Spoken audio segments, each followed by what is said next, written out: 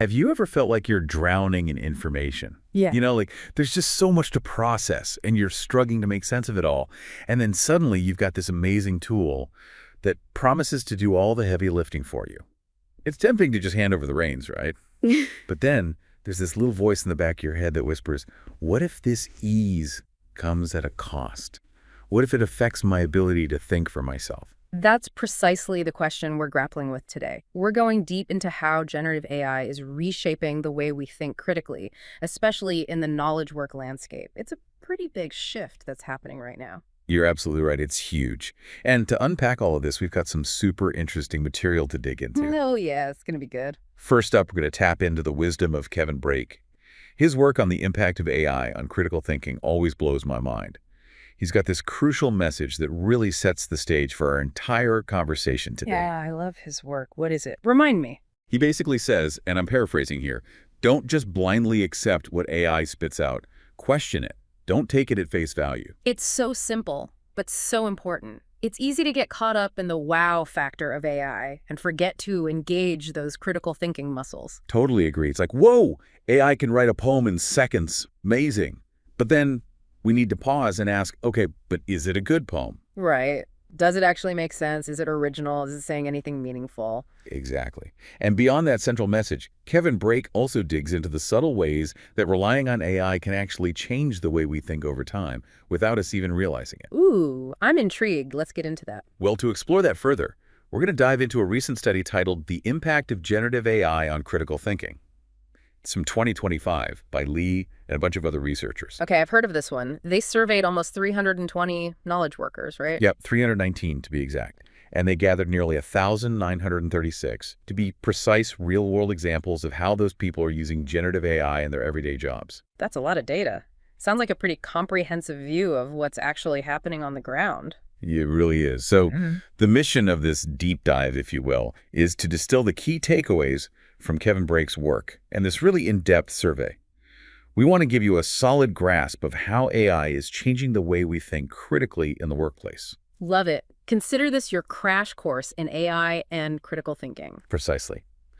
All right, let's jump right in. We already mentioned Kevin Brake, and I think it's worth emphasizing just how important his message is. He's not just saying, hey, be a little skeptical of AI. He's urging us to actively engage our critical thinking skills, to not let them atrophy in the face of these powerful tools. And it's so easy to slip into that passive mode, you know? AI can generate text, translate languages, even write code in the blink of an eye. It's easy to become overly reliant on it, to start taking its output as gospel truth. It's like having a super smart assistant who can answer any question, complete any task. It's tempting to just delegate everything. Exactly. But that's where the danger lies. If we stop questioning, if we stop thinking for ourselves, then we risk becoming, well, less intelligent. Right. Kevin Brake's work is like a wake-up call. It's a reminder that these tools, as amazing as they are, should augment our thinking, not replace it. I couldn't agree more. All right, so let's move on to that survey by Lee and their colleagues. It's packed with really interesting findings about how knowledge workers are actually experiencing this shift. What were they trying to understand with this survey? Well, they had two main research questions. First, they wanted to know when and how knowledge workers felt they were actually using critical thinking while using generative AI. Like, what does that look like in practice? And second, they were interested in when and why those workers perceived their critical thinking effort to be increased or decreased because of AI. So it's not just about whether AI is changing our thinking. It's also about how we perceive that change. Are we aware of it? Are we putting in more or less mental effort? Fascinating stuff. It really is. It's about how we experience AI's impact on our minds, not just the objective fact that it is impacting us. Okay, so let's unpack that first question. How are knowledge workers actually enacting critical thinking with generative AI? What did the survey reveal about that? Well, it turns out that for knowledge workers, critical thinking with AI is mostly about ensuring quality, making sure their work is top-notch, and that they're using AI in a deliberate way. It's not just about mindlessly accepting whatever the AI produces. So they're still very much in control, very intentional about how they're using these tools. Exactly. And they identified several specific phases in their workflow where critical thinking comes into play. Okay, let's break those down. What's the first stage? The first stage is all about setting goals and crafting those initial prompts. They called it goal and query formation. And it starts before even interacting with the AI. People in the survey talked about really reflecting on what they were trying to achieve before they even typed a single word. Makes sense. You need to have a clear vision before you start asking the AI for help. Absolutely. For example, one participant, P140, talked about how they needed to carefully consider their goals when using code snippets from ChatGPT. They needed to understand the context, the purpose of the code, and how it would fit into their larger project. It's about being strategic, not just grabbing whatever code the AI throws at you. That's smart. It's like you wouldn't just copy and paste random code into your program without understanding what it does, right? Same principle applies here, even if the AI is the one generating the code. Exactly. Others talked about setting very specific objectives for image generation. Participant P14, for instance, wanted to create an image for a presentation, but they had a really clear idea in mind, down to the composition, the colors, even the emotions they wanted the image to evoke. It wasn't just, hey, AI, make me an image. It was, hey, AI, make me this specific image for this specific purpose. Wow, that's impressive. It's like being an art director for AI. It kind of is. And then you've got someone like participant P2 who was using AI to brainstorm ideas for a report. They needed to define their goals very clearly so the AI could generate ideas that were actually relevant and useful. It wasn't about getting a random assortment of ideas. It was about getting ideas that aligned with their specific research questions and target audience. So it's all about being intentional from the very beginning, having a clear destination in mind before you set the AI on its journey. That's a great way to put it. But it doesn't stop there. The next step is all about crafting those initial prompts, the actual questions or commands that you feed into the AI. They called this query formation. Yeah, that's the part where you actually start interacting with the AI, right? But it sounds like it's more than just typing in a few words. Oh, much more. It's a real art form, actually. You need to learn how to speak the AI's language, how to phrase your request in a way that gets you the specific results you're looking for. Like learning how to whisper to AI. Haha, exactly. For instance, P97 wanted to create a really unique piece of digital art using an AI tool. But to get the AI to generate something that truly matched their vision, they had to craft a super detailed prompt, almost like writing a mini essay. It included descriptions of colors, shapes, textures, even the overall mood they were going for. Wow, so they were basically co-creating with the AI using language as their paintbrush. Exactly. And then there's P19, who was creating a presentation on hand washing for elementary school kids. They needed a specific image of a kid washing their hands, but they wanted it to be engaging and age-appropriate. It took them several tries, tweaking the prompt over and over before they got an image that really worked. So it's an iterative process. You try something, see what the AI gives you, and then refine your approach based on the feedback. Yep, it's all about learning how to communicate effectively with the AI to guide it towards the desired outcome. And this skill, this ability to craft really effective prompts, is becoming increasingly important in the age of AI. Absolutely. It's like learning a new language, the language of AI. I love that analogy. Okay, so you've set your goals, you've crafted your prompt, you hit enter, and the AI gives you its response. Now what? Now the real critical thinking begins, right? You have to evaluate what the AI has produced. Exactly. And that's the next crucial phase they identified in the survey. They called it inspect response. It's all about scrutinizing the AI's output, applying your own judgment and expertise to determine whether it's actually good, whether it's useful, whether it's trustworthy. Okay, how do they go about doing that? What are they looking for? They use a combination of objective and subjective criteria. Interesting. Can you elaborate on that? Sure. On the objective side, they're checking if the AI's response actually meets the requirements of their prompt. Did it do what they asked it to do? Does it function as expected? So it's about the AI fulfilling its basic instructions. Like, if you ask for a recipe for chocolate chip cookies, you expect to get a list of ingredients and baking instructions, not a history of chocolate. Precisely. For example, participant P278 had to create a document outlining the specifications for a client project. They used AI to generate some of the text and images, but they had very specific requirements in terms of branding, tone of voice, even the diversity of the people depicted in the images. They carefully reviewed the AI's output to make sure it adhered to all of those guidelines. So they weren't just passively accepting whatever the AI produced, they were actively checking for alignment with their predefined criteria. Exactly. And then you've got someone like P308 who used AI to generate some code for a software project. Their objective evaluation focused on functionality. They tested the code, ran it through various scenarios to ensure it actually worked as intended and didn't have any bugs or glitches. It's about making sure the AI isn't just spitting out gibberish, that it's actually producing something that works in the real world. Precisely. But objective evaluation is only half the story. The subjective side of inspect response was even more interesting. Okay, tell me more about that. So subjective evaluation involves looking at things like real-world feasibility, internal logic, relevance, and even ethical considerations. That's where your own expertise and judgment really come into play, right? Absolutely. It's about going beyond the surface level and asking those deeper questions. For instance, P297 works in social services, and they were using AI to explore different strategies for supporting people with mental health challenges. The AI generated some interesting ideas, but P297 had to evaluate them through the lens of their real-world experience. They considered factors like resource constraints, ethical implications, and the specific needs of their clients. They realized that some of the AI suggestions, while sounding good in theory, just weren't practical or appropriate for their context. That's such an important point. AI can lack that real-world grounding, that nuanced understanding of complex situations. Totally.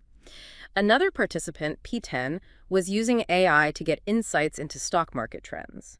They had to carefully evaluate the AI's recommendations, considering the internal logic behind them and whether they aligned with their own understanding of the market.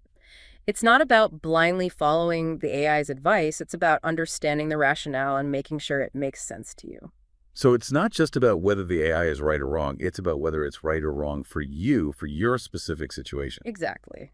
Relevance is another key factor.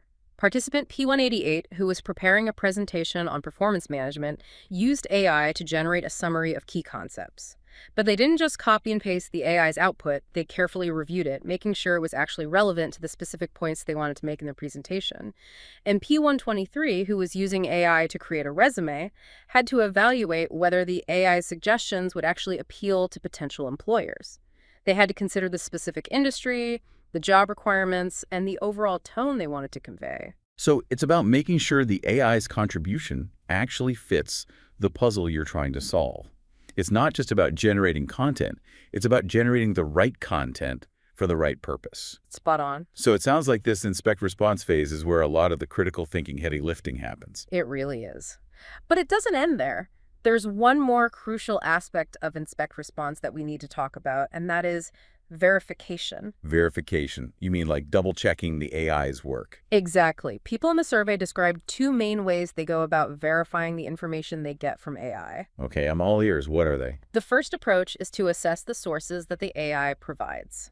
Sometimes AI tools, especially the more advanced ones, will actually cite their sources, providing links to websites, research papers, or other relevant materials. So it's like AI giving you footnotes. Exactly, and that can be really helpful, but it's crucial not to just blindly accept those sources as credible. Participants in the survey described actually taking the time to visit those websites, skim through those research papers, to make sure they were legitimate and relevant. That's smart. It's Yeah. like just because AI tells you something came from a reputable source doesn't mean it actually did. Exactly. And you don't want to be spreading misinformation just because you trusted AI blindly. There's a great example of this in the survey. Participant P213 was using AI to help with their job search. They were excited when the AI identified a promising full-stack developer role at a company they admired.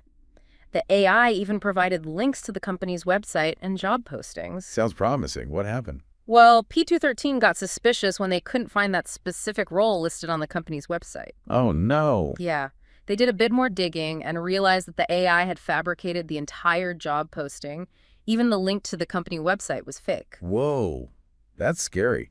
It shows how AI can sometimes create convincing illusions. Absolutely. And it reinforces Kevin Brake's point about questioning AI outputs, even when they seem credible at first glance. Okay, so what's the second way people verify information from AI? Well, more commonly, they rely on cross-referencing. They take the information they get from AI and compare it to other sources to make sure it's consistent and accurate. Sometimes they use their own knowledge and expertise to do this, especially if the topic is within their domain. P133, for example, is a concert director, and they were using AI to help them create concert programs.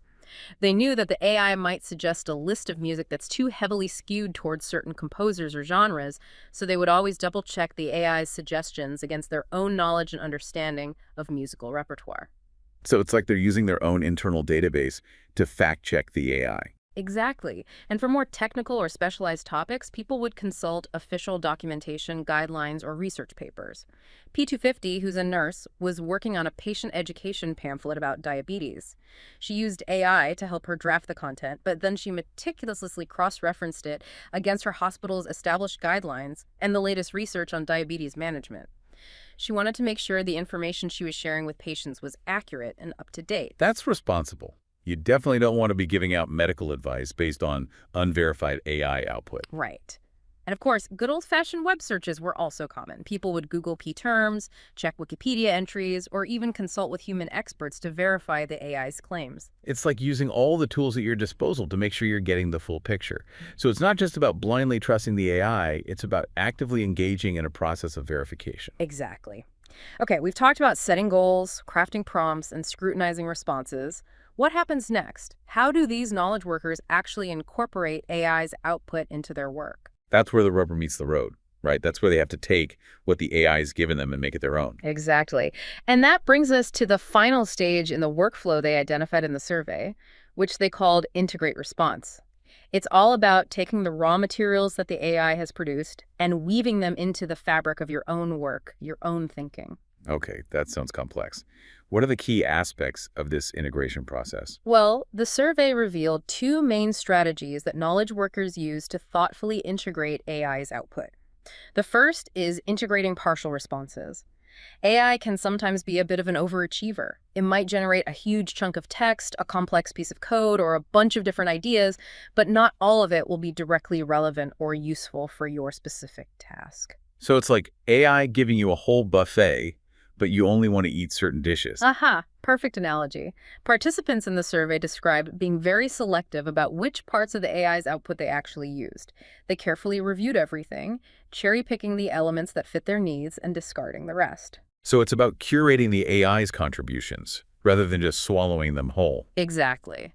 For example, P188 was using ChatGPT to help them write their resume.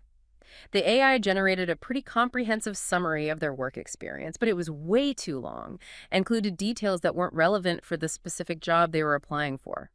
P188 had to go through it all and carefully select the most relevant experiences and skills, tailoring the content to the specific requirements of the job and the company culture. So they were using AI as a starting point, a source of raw materials, but they were still very much in control of the final product. Precisely. And then you've got the second strategy, which is modifying style to be appropriate. This is all about taking the AI's output and making sure it fits the context, the tone, the overall style of your work. So it's like taking a piece of fabric that AI has woven and tailoring it to fit your body perfectly. I love that. You're full of great analogies today. For instance, P210 had used AI to help them draft an abstract for a scientific paper. But when they read it back, they realized that the AI's writing style was too forceful, too opinionated for scientific context. It needed to be more neutral, more objective. So they went through and rephrased certain sentences, toned down some of the claims, and made sure the overall language was more in line with the conventions of scientific writing. So they were basically editing for style, just like you would with any piece of writing. Exactly. And then there's P254, who was using AI to help them draft an email to a colleague. They realized that the AI's initial draft was a bit too formal, a bit too impersonal. They wanted the email to sound like it came from them, to reflect their own voice and relationship with their colleague. So they went through and added some personal touches, maybe a bit of humor, just to make it sound more natural and authentic. It's about making sure the AI's work integrates seamlessly with your own, that it doesn't sound jarring or out of place. Absolutely. So those are the two main strategies: integrating partial responses and modifying style to be appropriate. And both require a good deal of critical thinking, a willingness to actively shape and mold the AI's output to fit your specific needs and context. It's fascinating how people are finding these ways to work with AI, to collaborate with it in a way that leverages its strengths, but also retains human control and judgment. It really is. And this whole notion of collaboration is key to understanding the future of work in the age of AI. It's not about humans versus machines. It's about humans with machines working together to achieve common goals. And this idea of human-AI collaboration takes on even more significance when we look at what the survey found about when knowledge workers perceive themselves as engaging in critical thinking. They found some really interesting connections between self-confidence and how much critical thinking people felt they were doing. Oh, yeah, this was a really fascinating finding. It turns out that when people feel confident in their own abilities, they're more likely to feel like they're thinking critically when they're using AI. That makes sense. If you trust your own judgment, you're more likely to scrutinize the AI's output. Right. You're not just going to blindly accept whatever it says. Exactly. But here's the flip side. When people have a lot of confidence in the AI's ability to do a task well, they're less likely to perceive their own critical thinking as being involved. It's almost like they're outsourcing their thinking to the AI. That's a bit concerning, right? It is. It suggests that over-reliance on AI might stem from a lack of confidence in our own abilities.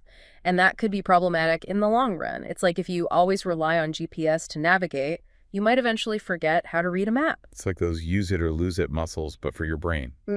Now, I'm curious, does Kevin Brake's research touch on this idea of self-confidence at all? Does he suggest that maybe an over-reliance on AI could be linked to a lack of confidence in one's own skills? That's a really insightful question. While Kevin Brake's work doesn't directly focus on self-confidence levels, he definitely emphasizes the importance of maintaining an active and questioning mindset when interacting with AI. His research suggests that relying too heavily on AI without critical evaluation can lead to a gradual decline in our cognitive skills over time. So even though he doesn't explicitly talk about self-confidence, his work implies that a proactive, questioning approach, which might be linked to feeling confident in your abilities, is crucial for protecting and even strengthening your own critical thinking skills. Exactly. It's about striking that balance between leveraging the power of AI and retaining our own agency, our own ability to think for ourselves. And speaking of proactive thinking, the survey also found that a general tendency to reflect on one's work, regardless of whether AI is involved or not, makes it more likely that people will perceive themselves as engaging in critical thinking when they do use AI. That makes sense. If you're already in the habit of questioning, analyzing, and evaluating your own work, you're more likely to bring that same mindset to your interactions with AI. Exactly. It's about cultivating a mindset of critical thinking that permeates all aspects of your work, not just your interactions with AI. So it's not just about learning how to use AI effectively. It's about developing a broader disposition of critical inquiry. I couldn't have said it better myself. Okay, so we've talked about how knowledge workers are actually enacting critical thinking with AI, and we've explored the link between self-confidence and perceived critical thinking. But what actually motivates people to think critically when they're using AI? And conversely, what are the barriers that might prevent them from doing so? That's where things get really interesting. The study identified a bunch of different motivators and inhibitors of critical thinking when using AI. Okay, let's start with the motivators. What are the things that actually encourage people to think critically when they're working with these tools? Well, one of the biggest motivators is simply a desire to produce high-quality work. Remember how we talked about knowledge workers using critical thinking to ensure quality during the inspect response phase? Yeah, that they were checking for accuracy, relevance, feasibility, all of that. Exactly. Well, that same motivation for quality extends to the entire process of using AI. People often engage in critical thinking because they realize that the AI's initial output just isn't good enough on its own. It might be too generic, lacking in nuance, or simply not aligned with their specific goals or standards. So it's like the AI's imperfections actually motivate people to think more critically. Precisely. A great example of this is participant P92, who was using AI to help them write website content. They found that the AI's initial drafts were often bland and formulaic, lacking the personality and engaging storytelling that they wanted to convey.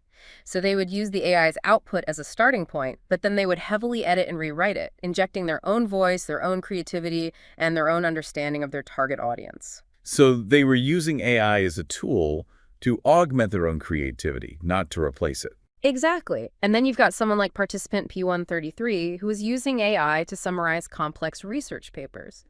They quickly realized that the AI summaries, while technically accurate, often lacked the depth and nuance needed to convey the full significance of the research. So they would always read the original papers themselves and use their own knowledge and expertise to create more comprehensive and insightful summaries. It's like they were using AI to handle the grunt work, the initial information gathering, but then they would step in and do the real intellectual heavy lifting, the analysis, the synthesis, the interpretation. Exactly. Another powerful motivator for critical thinking is the desire to avoid negative outcomes.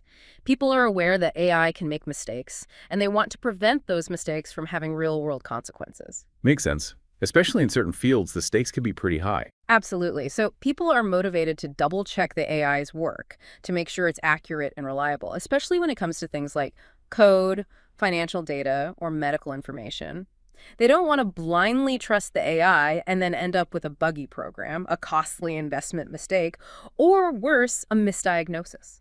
Right. Nobody wants to be the person who caused a major problem because they blindly trusted an AI. Exactly. The survey gives us some really concrete examples of this. Participant P210, who was using AI for coding, described a time when they almost introduced a serious bug into their software because they didn't carefully review the AI-generated code.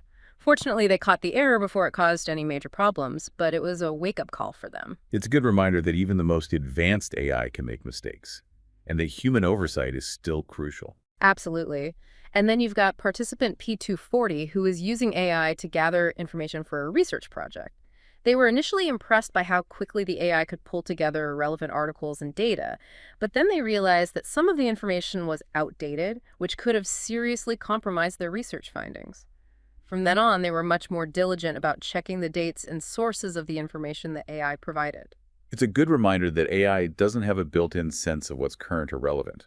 You still need to apply your own knowledge and judgment to evaluate the information. Absolutely. And then there are those high-stakes scenarios where the consequences of AI error could be truly devastating. Participant P267, who's a pharmacist, described using AI to help them stay up to date on the latest medical research. They initially found it to be a really valuable tool, but they also recognized the potential for harm if they relied on it too heavily. They knew that even a small error in their understanding of a drug or treatment protocol could have serious implications for their patients. So they always double-checked the AI's summaries against primary sources and consulted with other pharmacists to make sure they were making safe and informed decisions. Wow. That's a really powerful example of how the stakes can influence critical thinking. It is, and it's not just about avoiding factual errors or technical glitches. It's also about avoiding social or interpersonal problems.